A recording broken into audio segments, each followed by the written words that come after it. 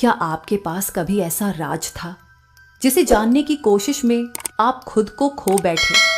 क्या किसी के पिता जो दिखते हैं एक सभ्य व्यापारी किसी छिपे हुए अंधेरे से जुड़े थे, और वह लड़की पायल जिसके पिता का नाम ही सब कुछ बदल सकता है, क्या उसके पिताजी सचमुच इस अंधेरे राज के हिस्सेदार थे?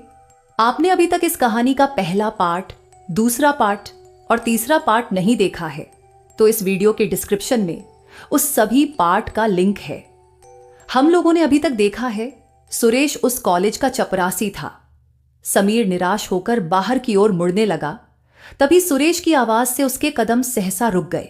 सुरेश ने कहा, सर, मेरे दादाजी ने भी यहां काम किया था, हो सकता है कि यहां घटने वाली घटनाओं से वे वाकिफ हों।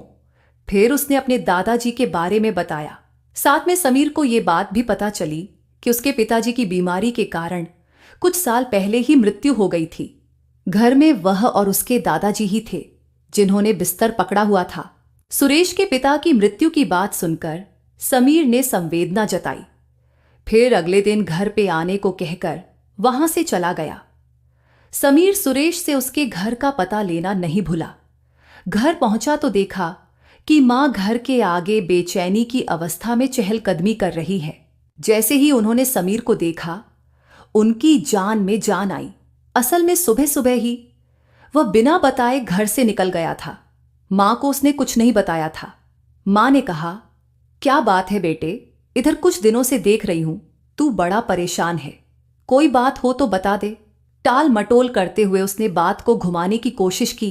समीर ने कहा, कोई बात नहीं है मां, जरा ऑफिस के काम से बाहर चला गया था। तू सो रही थी इसलिए तुझे उठाया नहीं, और कोई बात नहीं है। फिर थोड़ी देर के बाद खाना खाया और सो गया। अगले दिन उसे सुरेश के घर जाना था। नियत समय पर वह उस पते पर पहुंच गया। उस समय सुरेश घर पर ही था। जैसे ही उसने समीर को देखा, तुरंत पास आ गया। साहब आइए, ये मेरा छोटा सा घर है जहां मैं अपने बीमार दादाजी के साथ रहता हूं। समीर ने घर के अंदर कदम रखा।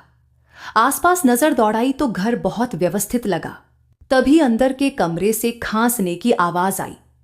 सुरेश उसे अंदर ले गया। समीर ने देखा कि एक बेड पर कोई बुजुर्ग लेटे हुए हैं। वो हिल डुल भी नहीं